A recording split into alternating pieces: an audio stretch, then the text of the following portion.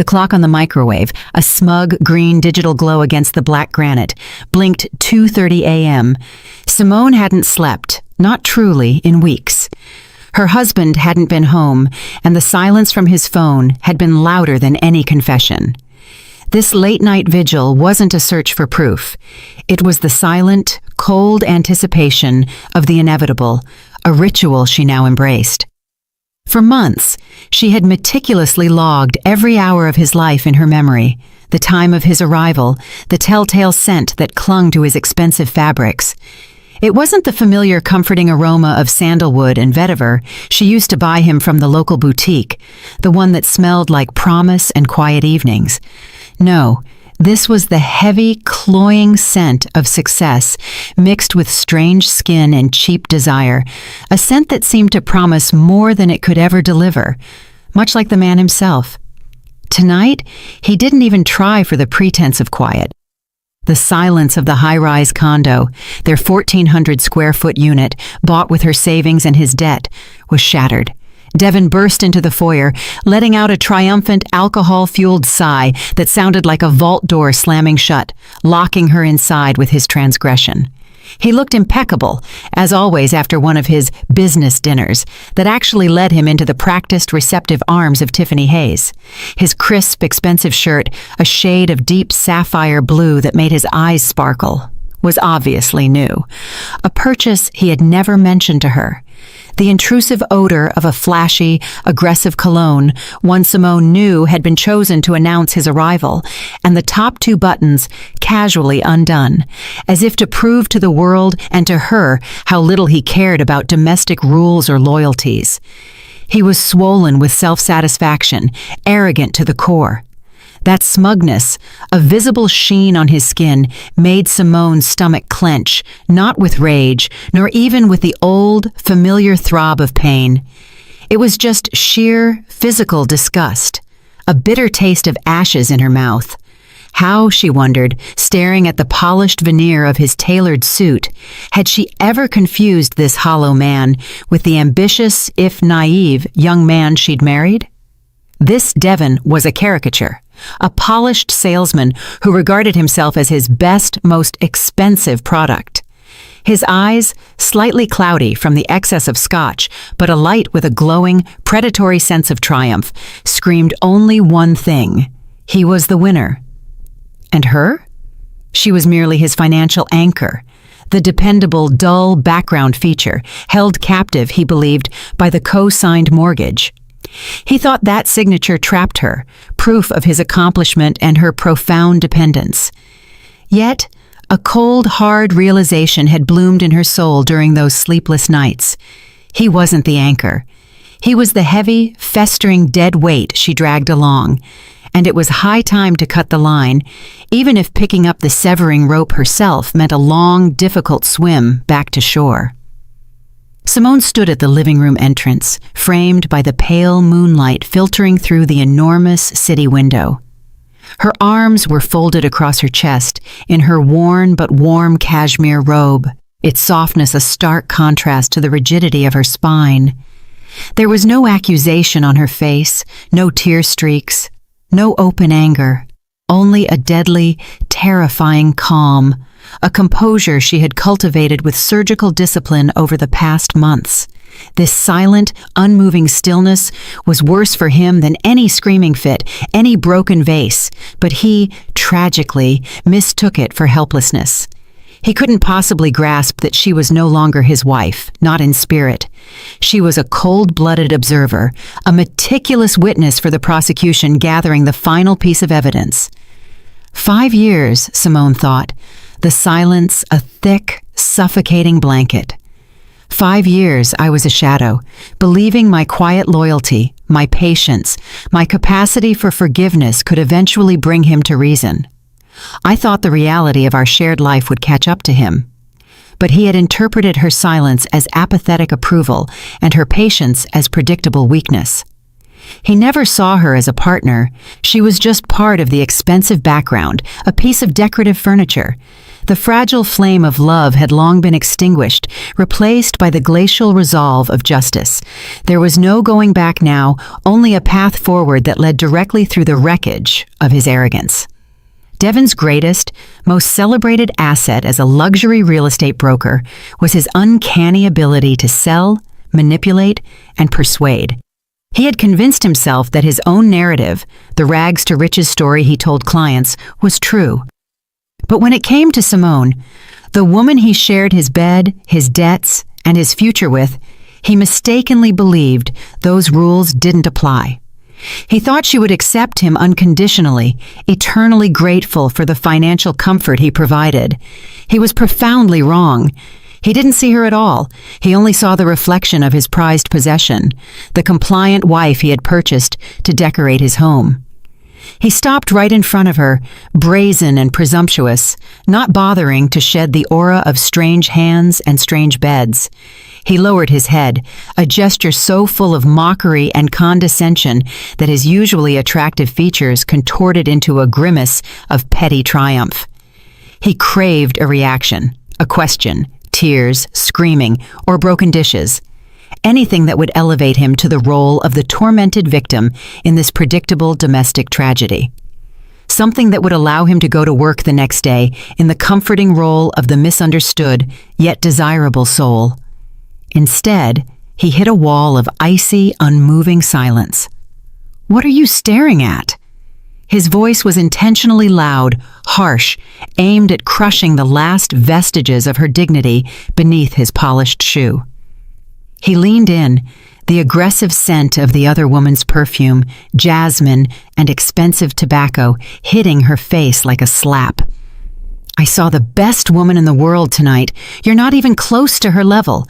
You've become dull, worn out, like an old carpet that needs replacing, or a sweater that's pilled one too many times. Or did you think I was going to answer to you, my dear accountant? Go on, start your tantrum. I actually like it. It only makes me feel more desired by the women who actually appreciate my success." He waited, breathing heavily, the anticipation of her breakdown a tonic to his liquor-fueled ego. A blow, a scream, a nasty remark. Simone did nothing. She barely opened her lips, not to speak, but to release a subtle physical sigh, a deep, silent exhalation, as if shedding the last, heaviest piece of dirt from her soul. It was the sound of complete, final surrender, not hers, but the surrender of her illusions about him. Her deep gray eyes, usually soft, now looked down at him, not judging, but piercing, as if she could already see right through the expensive suit. She saw not the successful broker with piles of cash, but an empty, meaningless vessel filled only by his staggering, concealed debt. She didn't waste another second or an ounce of energy on a reply. She turned her back wordlessly and walked toward the master bedroom with an even, measured pace. Her robe whispered softly against the cool marble floor, the only sound echoing in the suffocating atmosphere. Devon, left stranded in his perfect suit in the middle of the foyer, felt a strange, sharp discord pierce his perfect world. Her silence was louder than the fiercest argument. It spoke of complete, final indifference. It devalued his triumph. It robbed him of the satisfaction of having hurt her. He stood confused for a minute, his features slackening, but quickly composed himself, dismissing her behavior as exhaustion or deep depression. Where could she go anyway, he thought, pouring himself a final drink. The mortgage she co-signed held her tighter than any wedding vows. That's what he thought. He didn't know that the sigh she had let out was the last farewell gift her soul had sent to him, the final severance of their connection. He went to the kitchen, finished the rest of the whiskey bottle, and stumbled into the bedroom where she was already lying on her side of the bed, facing the cool wall. Devon passed out like a stone in 15 minutes, his snores a loud, rhythmic offense. He dreamed of skyscrapers, luxury cars, and stacks of $100 bills he would soon receive from his deal of the century. He dreamed of Tiffany handing him the keys to a new, sparkling, champagne-colored Porsche Cayenne as he stood on a perfectly manicured golf course, clad in an Italian cashmere suit. Simone wasn't asleep. Cold and motionless, she waited. The smell of alcohol, foreign perfume, and strange skin clung to the air, but she barely noticed it. She lay on her side, gazing into the profound darkness where the outlines of her own reflection were visible in the window pane, merging with the distant city lights. I'm waiting for the storm to pass, she thought. But I'm not waiting for the storm raging outside. I'm waiting for the one I myself will unleash. 17 days. That was how much time had passed since she stopped crying and started acting. His latest infidelity had ceased to be a source of pain and became a crucial, perfectly timed trigger, aligning precisely with her accidental discovery of the highly sensitive details of his main transaction. The luxury estate in the affluent suburb, Stonehaven, was Devon's golden ticket. The commission from that single, massive sale was expected to cover 3/4 of their shared mortgage, leaving them with only a negligible remainder. He planned it as his personal, undeniable triumph, a way to finally prove his importance, his status, and her inherent dependency. He needs to feel that he needs me, but I'm the one who is just a burden to him, he had once said to a colleague, a phrase Simone accidentally overheard while walking past his open office door. He said it with a laugh, as if it were a clever joke about his stupid, obedient wife. Those casual, cruel words, laced with triumphant malice, had lit the spark that was now poised to set the entire house of cards ablaze.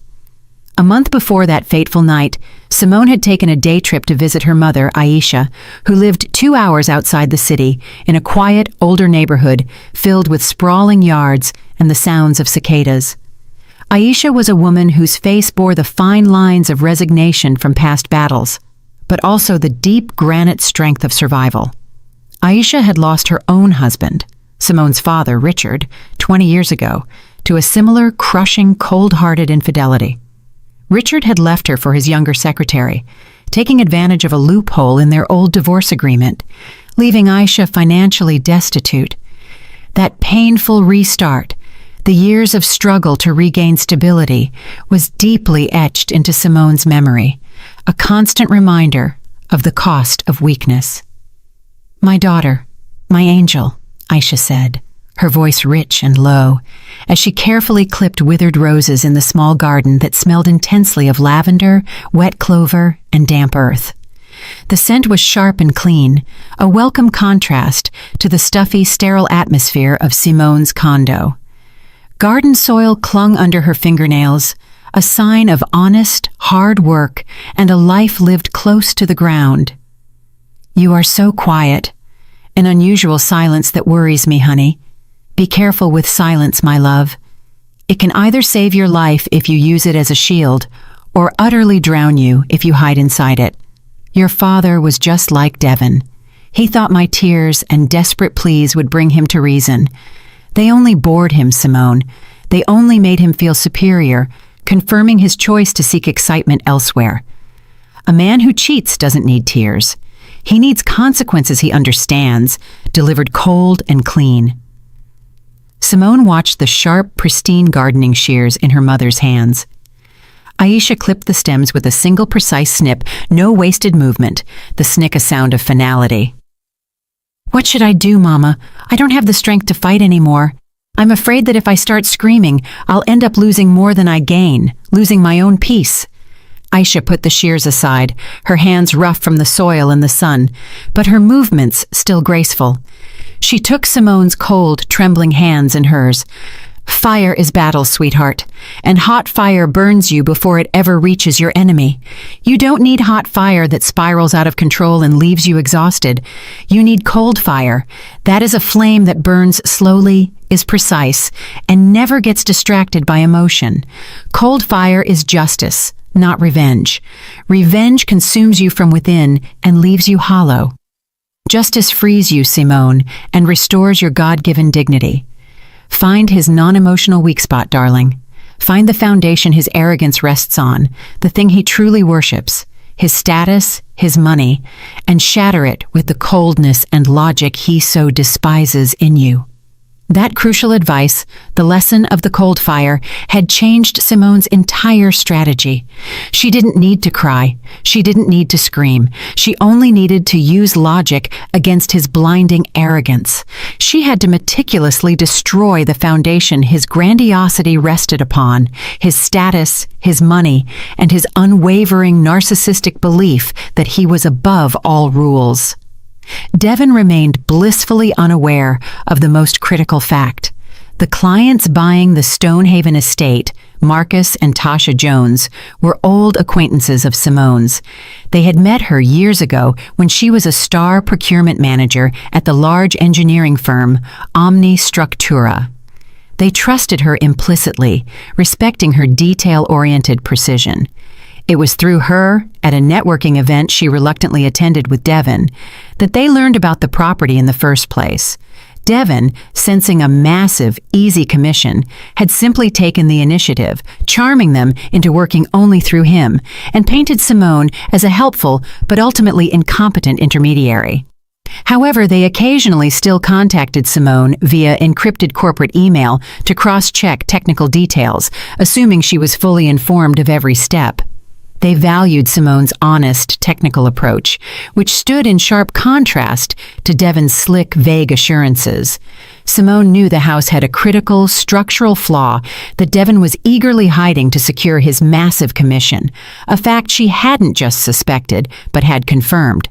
The foundation, situated near a known water table, had instability issues confirmed by internal geological reports from the development company that she had accessed through an old, loyal colleague, Mark. It wasn't a visible problem to the untrained eye, but it was real and guaranteed to lead to serious cracking in the load-bearing structures within a few years. Failing to disclose information of this magnitude was outright fraud and a severe violation of brokerage duties, a capital offense in their industry. The house's value would drop by 1/4 the moment this defect came to light, and Devon would lose his license. Devon snored, curled up under the down comforter, absolutely secure in his impunity and impending financial well-being. Simone sat on the edge of the bed, the coldness of the marble floor seeming to rise from her feet to her very soul. "He's a house of cards," she thought, "and I pulled the first card a long time ago when I stopped loving him. Now, all I have to do is blow." Slowly, with surgical precision, Simone pulled out her old burner phone, an anonymous, pay-as-you-go flip phone she had used for international travel and then hidden away. It was stowed deep in a drawer under old project blueprints in her study, far from his prying eyes and careless searches. She turned it on. The faint bluish screen lit up her face, not a single muscle twitching, her expression unreadable. She found Marcus and Tasha's private contact number and typed a short, lethal message. No explanation or preamble, but a verdict, a hammer blow, precise and final. "The deal for the Stonehaven estate is off. Devon is a fraud. Call me tomorrow at exactly 9 in the morning. Do not sign anything. I have irrefutable evidence regarding the foundation structure and its deliberate concealment." The message was sent. Simone turned off the phone, tucked it deep into her robe pocket, and left the bedroom silently, closing the door on his oblivious alcoholic slumber. She sat in the kitchen, poured herself a glass of ice-cold water, and watched the slow, dark dawn break over the indifferent city skyline. Her revenge was cold, not hot. She sought no retribution through scandal or physical violence. Her single, unwavering goal was to strip him of the thing he valued more than her life, his status, his money, and his sense of significance. She was carving her new, clean life out of the ashes of his old one. By 6 in the morning, the sun was up, but the condo remained dim, as if the apartment itself mourned its fate. Devon was in a deep, intoxicated sleep. Simone was already on her feet, showered, impeccably dressed in a tailored, dark blue business suit, ready for her workday. A single cup of barely touched coffee sat on the kitchen counter, its steam rising in the quiet air. She took a deep, cleansing breath. The smell of her own strong coffee, her own fresh laundry, and her own self-determination was sweet, and pure. 7 o'clock. Devin finally woke up with a vile taste in his mouth, a pounding migraine, and a profound sense of self-congratulation. He stretched and noticed his wife was already gone. He took it as confirmation of his power. She dared not eat breakfast in my presence. She's hiding her sadness. He didn't care. What mattered was that in 2 days, he was supposed to close the deal that would make him financially independent for years. He could already taste the vintage champagne he was planning to open in celebration of his triumph, imagining himself tossing stacks of $100 bills to Tiffany to prove she was right to choose an alpha male. He would order his champagne-colored Porsche just as he had dreamed, 8 in the morning. He ate a quick breakfast, 2 stale bagels he smeared with cream cheese, poured himself another cup of coffee, and smugly scanned the real estate market news on his iPad. He felt invincible, an engine revving up for glory. At 9 o'clock, he was supposed to call his boss, Adrian Sterling, to confirm the finalization of the closing documents. His mood was euphoric, almost ecstatic. He was sure everything was going according to his perfect plan, that Simone was just a minor annoyance that would soon clear up, and his life would become a continuous, luxurious celebration of success and pleasure. He didn't notice that every sip of coffee, every self-satisfied sigh, brought him closer to the abyss, being dug by an invisible, yet precise, hand. At exactly 8:30, the phone rang. Not his. That was still lying silently on the nightstand. It was Simone's old, discarded emergency phone, which she only used to contact her parents. Devin, slightly irritated by the interruption, picked up the cheap plastic device. "Yeah?" he grumbled, expecting to brush off some unnecessary call, maybe a telemarketer or an errant relative. "Simone? It's Tasha Jones. Thank God we reached you." Or someone answered, "We got your message. What in God's name does this mean? A fraud? We were literally supposed to send the wire for the down payment this morning. What has he been hiding from us?" Tasha's voice sliced through the telephone line like a serrated blade. Devin felt the blood drain from his face, leaving behind a mask of cold, clammy horror. The imagined taste of celebratory champagne in his mouth instantly turned into the metallic, sickening taste of bile. He recognized Tasha's voice instantly, the client who was supposed to bring him hundreds of thousands of dollars in commission. Her voice, usually soft and friendly, was now hard, laced with disbelief and burning with indignation. It wasn't a question seeking information. It was a demand for an answer that foreshadowed something far worse than just a busted deal. He realized his perfect world had cracked, and that fissure was widening with every passing second, threatening to swallow him whole. "Tasha, this is Devin. Simone must have made a mistake. She's probably just in a bad mood, you know. A woman thing. Don't pay attention to it. The house is perfectly fine, just like I showed you. I personally walked the property with you. Your doubts are entirely unfounded. Don't insult my intelligence, Devin." Tasha's voice became icy, with a steely undertone that froze his heart. "A woman thing?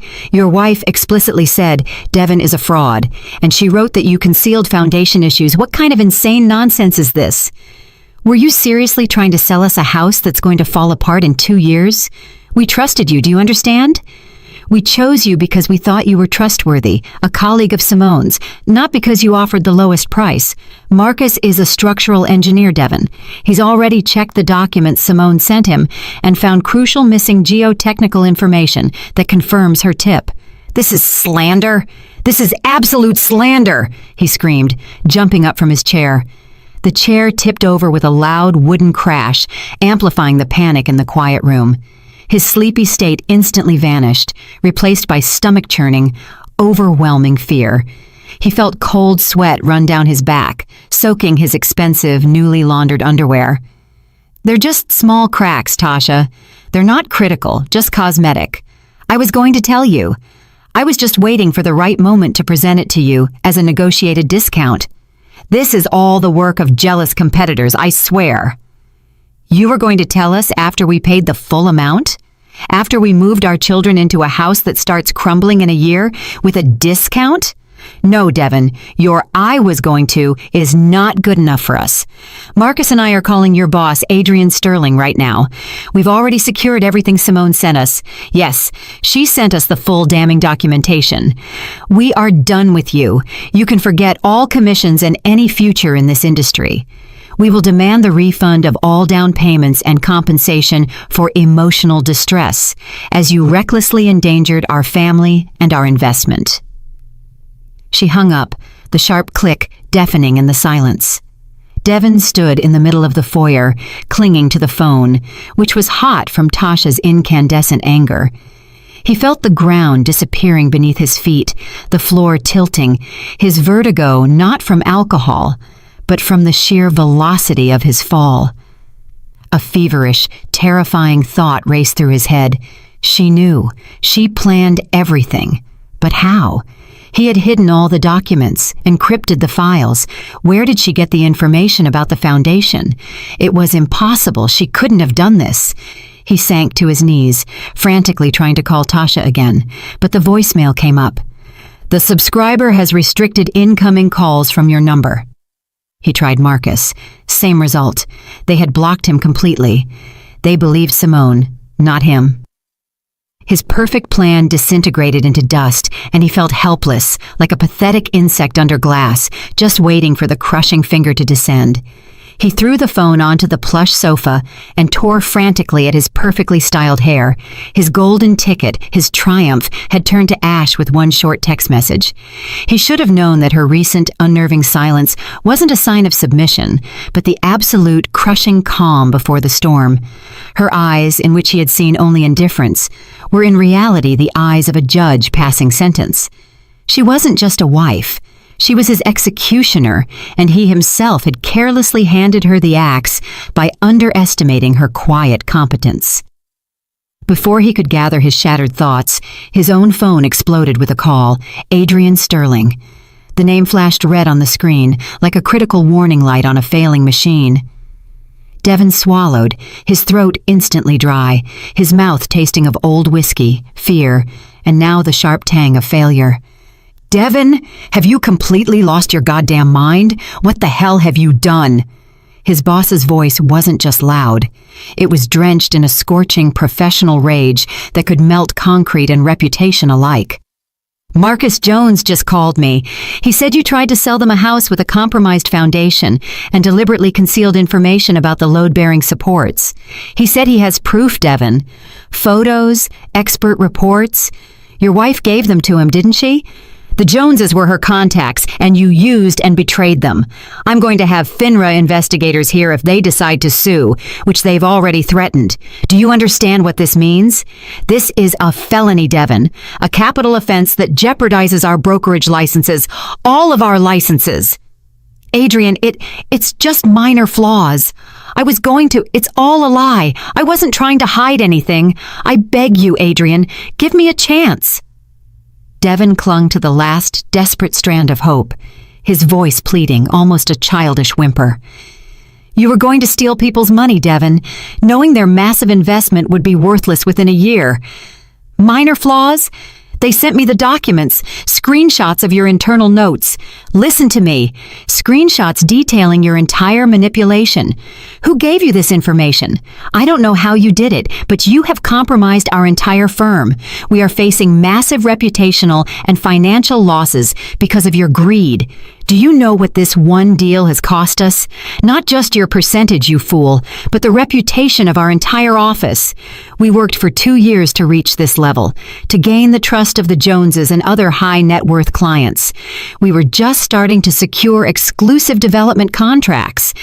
And you miserable, pathetic liar, you destroyed everything just to buy yourself the newest Porsche.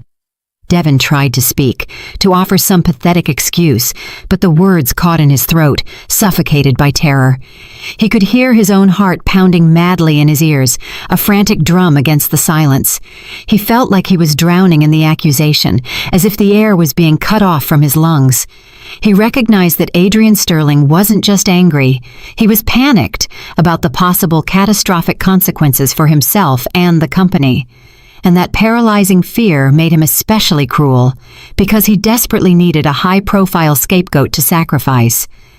"So here it is," Adrian Sterling's voice dropped to an icy whisper that was far worse than a scream.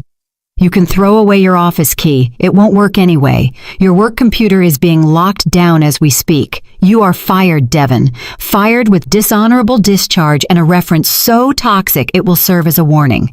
No reputable firm in this city will touch you, because I will personally ensure your name becomes synonymous with fraud and toxic asset. I will personally call all my contacts and tell them what a desperate scumbag you are. I will crush your reputation so thoroughly that you'll have nothing left to save. Don't even show your face here. And you know what?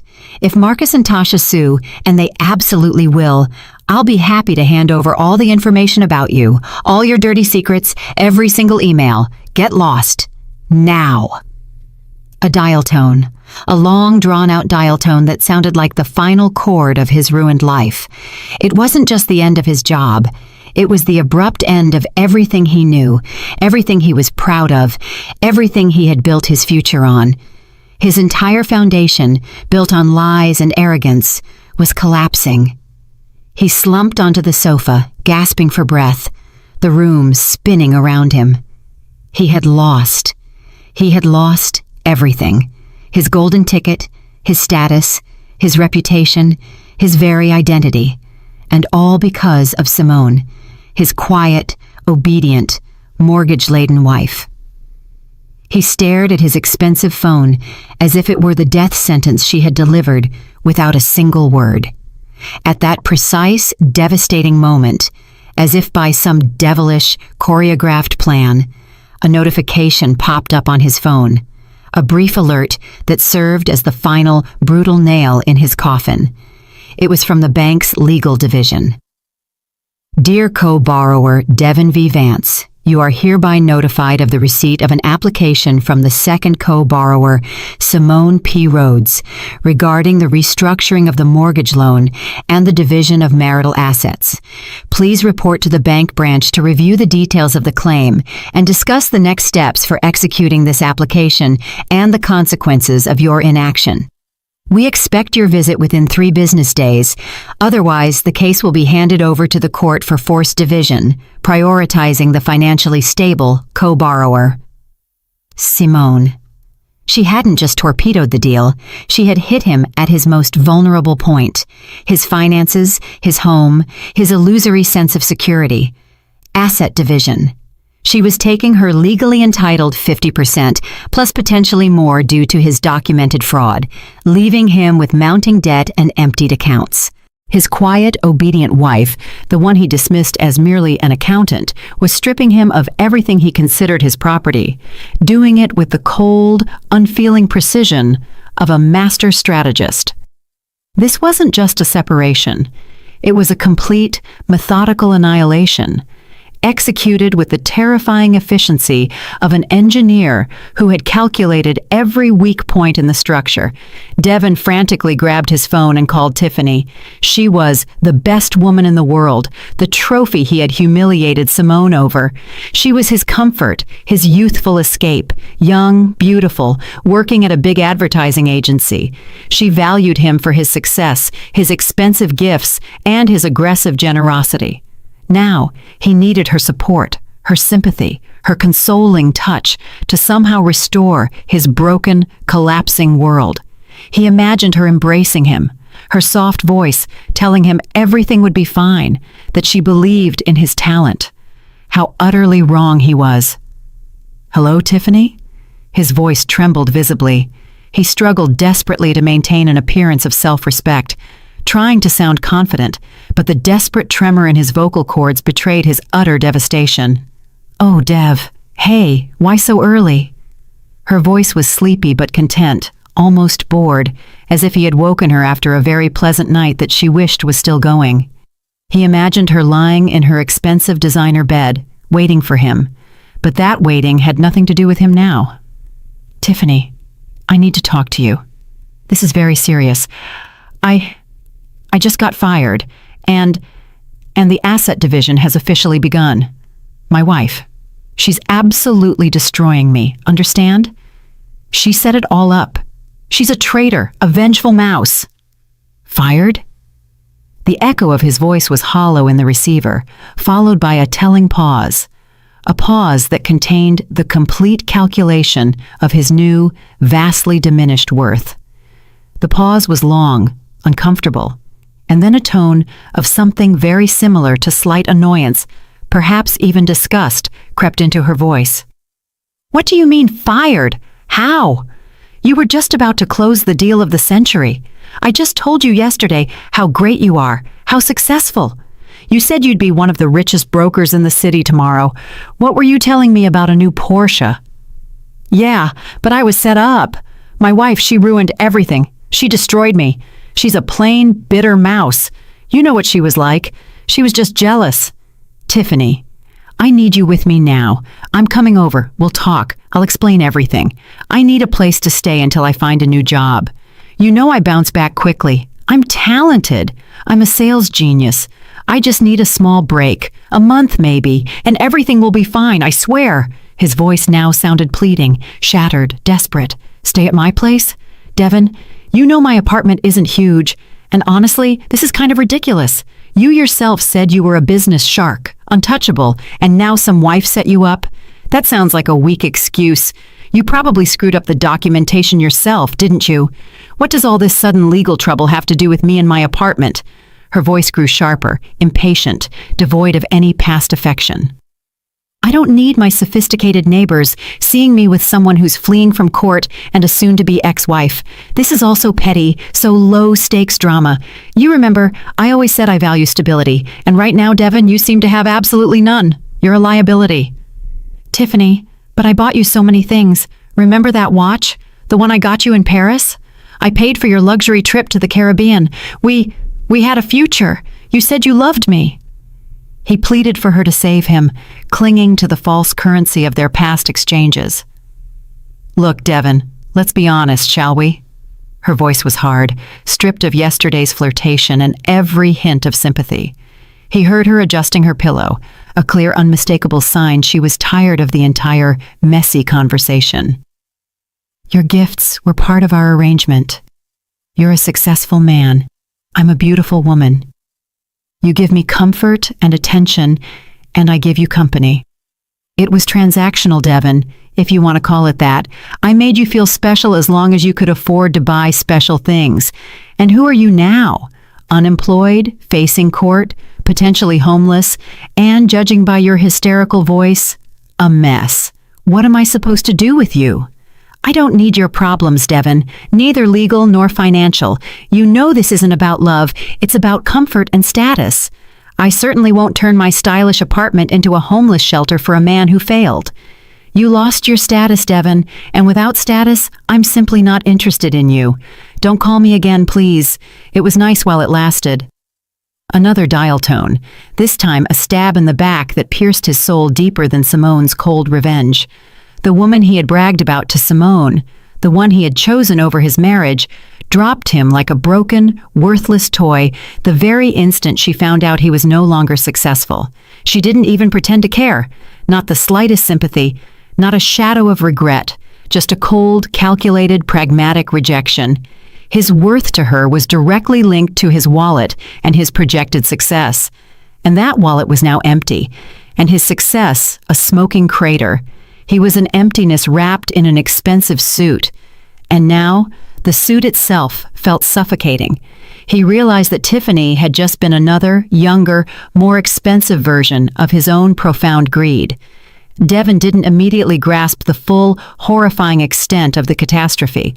He spent the next 2 days in a fruitless, panicked attempt to salvage the deal, calling Marcus and Tasha, begging, threatening, explaining the misunderstanding.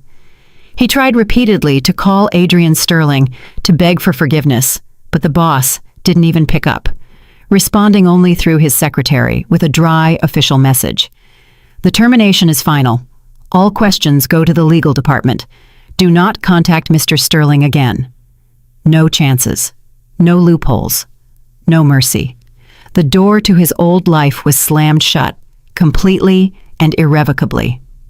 Legal department. The phrase sounded like the name of a prison he was destined for.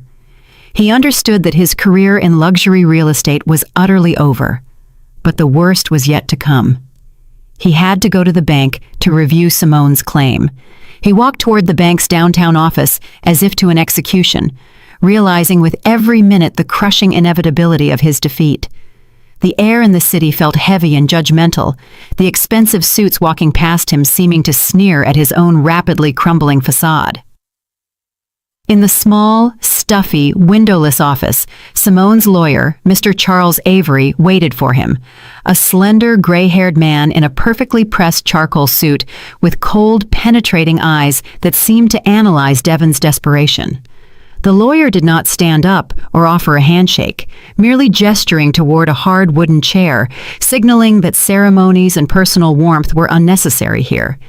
The air smelled of old paper, formality, and the dry, legal scent of finality, a scent that smothered Devon's own increasingly stale cologne.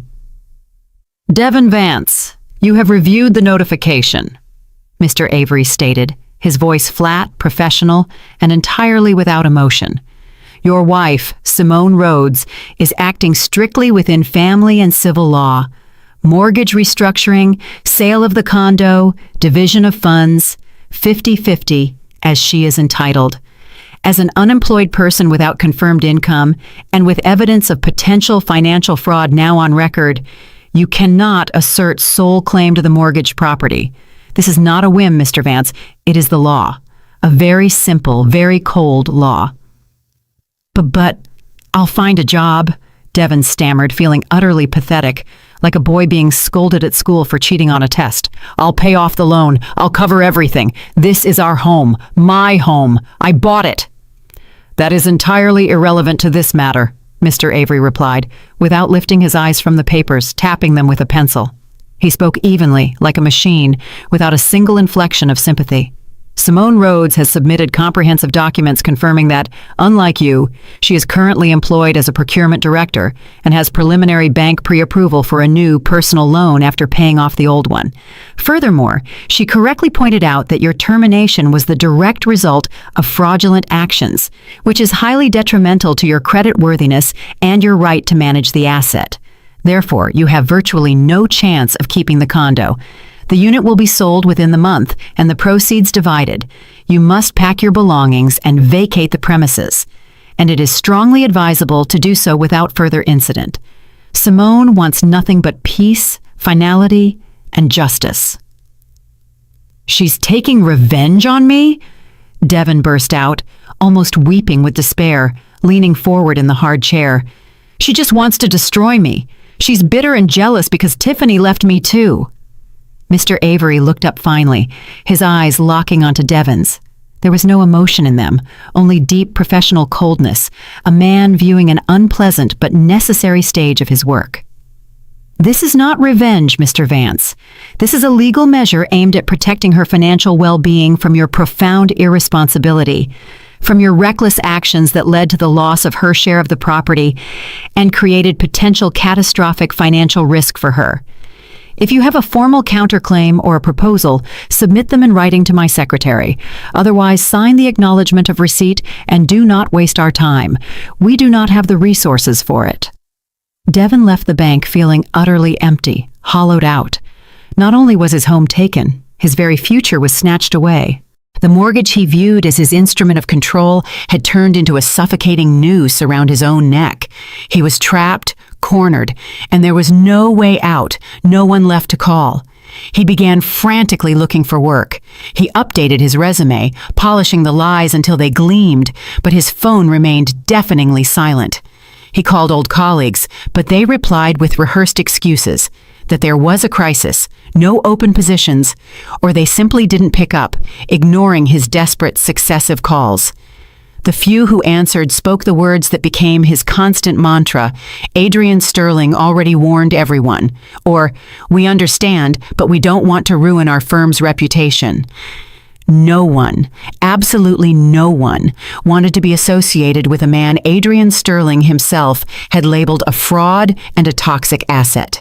His name, Devin Vance, had become a black mark on the professional job market. His prized appearance began to change rapidly, mirroring his inner collapse.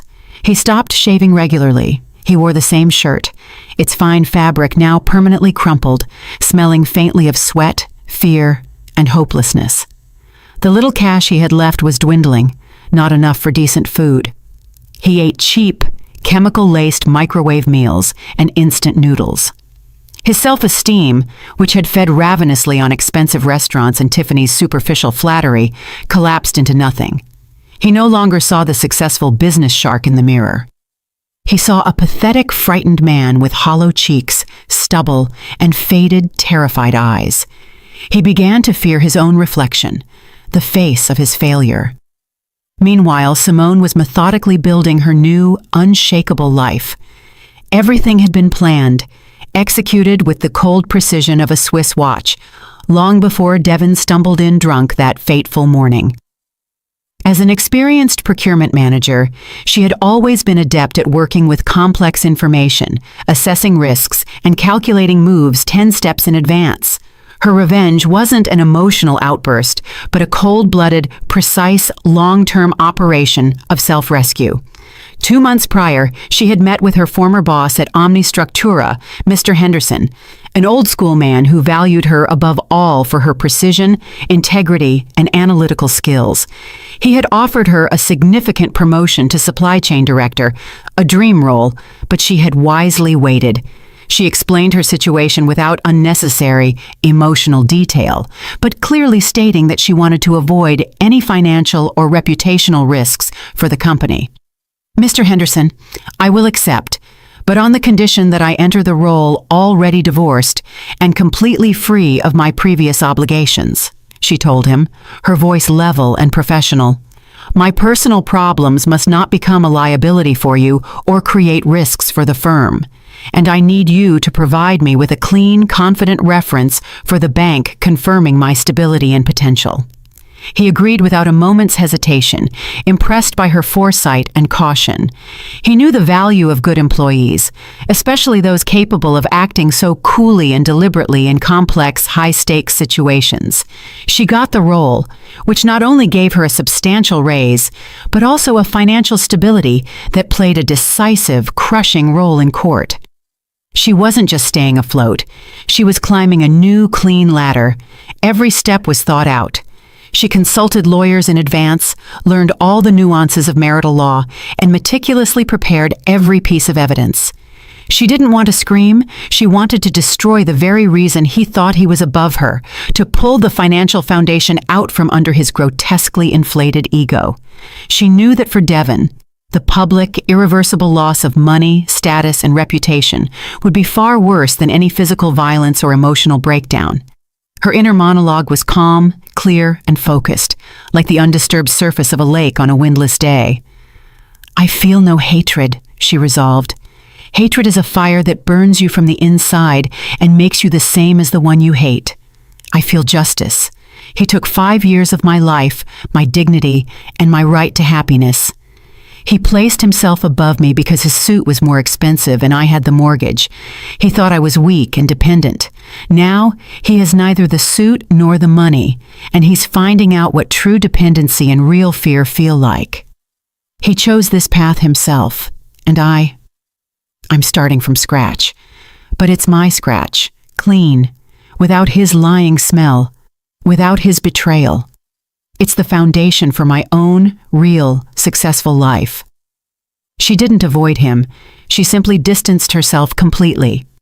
Her new hardened attitude didn't allow her to waste energy on arguments or emotions that would only weaken her resolve. She was busy building her empire, small but unshakable. She focused entirely on herself, her future, her professional growth. She had no time to think about him, except as an unpleasant, distant episode that now belonged entirely to the past. Another month passed. The condo was officially sold, the transaction hastened by the court's decision to protect Simone's finances. Devin lived in a state of eternal, cold nightmare. He stayed in the rapidly emptying apartment until the very last day because he literally had nowhere else to go. His distant, highly religious relative, Auntie Clarice, whom he had tried to sweet-talk, explained with a dry severity, "I am not ready to take in such a public documented failure, Devon. You must solve your problems yourself first. You've disgraced your name." He slept on a threadbare mattress he pulled from the attic between empty, echoing walls that magnified his failure, his stupidity, and his spectacular greed. Every scratch on the wallpaper, every crack in the ceiling, every pale patch where their shared memories once hung, reminded him of how he had lost everything. He tried several times to ambush Simone near her new, impressive corporate building, hoping for a miracle, that she would show a sliver of weakness, of pity, that she would let him come back and start over, offering him some miserable, subordinate position in her new life. His once bloated pride had long been utterly broken. "Simone!" he shouted, desperation cracking his voice, as he saw her leave the building surrounded by two smartly dressed colleagues. His voice was hoarse, his face bloated and unshaven, his expensive clothes crumpled and stained with something unidentifiable. He looked exactly like a vagrant trying to reach a woman of significant status. She stopped. Her gaze, just as on that fateful night, was glacial. But now it wasn't just coldness. It was a visible, commanding force, a deep sense of self-respect and authority he had tried to take from her for so long. Her colleagues looked at her questioningly, but she only shook her head subtly, indicating with a clear, calm gesture that this man was not worthy of her attention or alarm. "Devon Vance," she stated, her voice carrying a professional finality. "If you have business matters, and I doubt you do, contact Mr. Avery. In personal matters, I consider myself free from any further communication with you. We are done, legally and emotionally." "Simone, how could you? We were family. Don't you see what you're doing? You destroyed me. You left me penniless. You abandoned me at the worst possible moment." He pleaded with raised, trembling hands, a picture of absolute desperation. Simone took a small step forward, her posture radiating a calm, terrifying authority that struck him to the core. She looked at him as if he were an interesting but utterly harmless insect, momentarily halting its scramble across the sidewalk. "No, Devon," she corrected him, her voice steady and clear. "I gave you the chance to see your true self, nothing more. I didn't make you penniless. You made yourself that way the moment you decided money could replace respect, the moment you chose deception and betrayal over loyalty. That was your deal of the century, and you lost it. And you lost it all by yourself, because you fatally underestimated your partner. You abandoned yourself, Devon, not me. Goodbye." She turned, her colleagues following her lead, and got into a waiting rideshare car, its window tinted against the glare. He tried to run after the car, pounding a desperate fist against the glass, but the driver, seeing his distraught, aggressive look, accelerated sharply, fearing physical aggression. Devon remained standing in the middle of the busy, indifferent city street, dirty, utterly humiliated, screaming a wordless sound. His scream was unheard. It was swallowed by the overwhelming noise of the indifferent city, which was too busy succeeding to notice his personal, spectacular tragedy. His shout dissipated into the air, reaching no one but himself. Finally, the day came when he had to vacate the condo for good.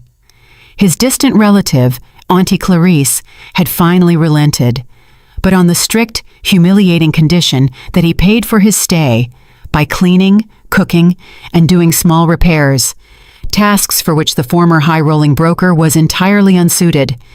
He packed his belongings into the same cheap, unmarked cardboard boxes the bank had given him for the asset division. He couldn't bring himself to take anything truly valuable. His prized Italian suits were left behind. Everything felt desecrated by his failure. As he closed the door one last time, the new owners, a corpulent man and his equally large wife, waited for him in the hallway. They looked at him with undisguised superiority, like an unwanted, foul-smelling guest. "Well, finally," the man said, looking pointedly at his watch with irritation. "We've been waiting for half an hour. Hurry up, just leave the keys on the windowsill and go." Devon walked downstairs silently, dragging the boxes of his ruined life behind him. His last connection to his successful past was severed. The condo, his fortress, his gilded symbol of success, now belonged to others. He was an outcast, a man without an address or a name of respect. He moved in with Auntie Clarice, a distant relative who lived in a small, neglected house on the very edge of town. The house smelled intensely of old dust, mothballs, and the damp, cloying scent of autumn leaves, a profound, sickening contrast to his former high-rise luxury. She took him in with great displeasure, constantly reminding him of how he had squandered his money and how much smarter, colder, and more deliberate his wife had turned out to be. "Your Simone was quiet water, my boy," Auntie Clarice would often tell him, standing over him while he clumsily tried to weed the neglected garden. "But the deepest, most dangerous currents hide in quiet waters. You were only superficial, Devon, like a puddle after the rain, all splash and no depth." It was a constant, profound humiliation he wallowed in every day, feeling like a pathetic, dependent parasite. Every rebuke from her was like a painful blow, reminding him of his utter, irreversible fall. He was eventually forced to take a job as a warehouse laborer. At first, he convinced himself it was temporary, a blip, but his toxic reputation followed him like a shadow. Every attempt to get a decent white-collar job ended in the same cold rejection. "We heard about your history, Mr. Vance. We have a strict vetting process. Your reputation simply does not meet our ethical standards." Physical labor was sheer, grinding torture for a man accustomed to expensive Italian suits and air-conditioned office work. His hands became calloused and cracked. His back ached so much he couldn't straighten up fully without a painful groan. His prized appearance was permanently lost. He became indistinguishable in the crowd, the very thing he feared most in the world. No one noticed him anymore. No one looked at him with envy. No one wanted to talk to him or share his company. He became invisible, an empty, meaningless space where a successful man used to stand. One evening, as he sat in Auntie Clarice's old, creaking kitchen, waiting for dinner made of yesterday's thin stew, Mr. Avery called him one last time. "Devon Vance, you are now legally free from all obligations to Simone Rhodes. All legal proceedings are absolutely concluded, the mortgage is paid, and the assets divided according to the court order. From this moment on, no legal ties exist between you two. Simone has officially signed the paperwork that confirms she will not pursue further action, but she wants no further connection with you whatsoever." "And now what?" Devon's voice was indifferent, stripped of every emotion except bone-deep exhaustion. He felt as if he had already hit rock bottom, and nothing could surprise or upset him anymore. "And now," Mr. Avery paused, letting the silence hang heavy. "Simone Rhodes asked me to relay one last thing to you. She wanted you to know that her share not only allowed her to buy her own studio condo, debt-free and in a much better, safer area, but also to invest significantly in her education. She has since completed a master's degree in international supply chain management and has secured a global certification that will enable her to reach a completely different, exponentially higher income bracket, possibly even internationally. She is successfully working as a director, and she is immensely valued." "And me?" Devon croaked, suddenly feeling a sharp, searing pain flare up in his chest that he thought he had forgotten. The burning pain of regret, but also the agonizing heat of envy for her assent. "And you, Mr. Vance, got exactly what you deserved," Mr. Avery concluded, his voice like ice water. "The complete collapse of your fraudulent life, and I, as her lawyer, will tell you openly, she feels absolutely nothing for you. Neither pity nor malice, only a profound, deep indifference, which is the greatest of all defeats for a man like you. Your suffering is strictly your own affair.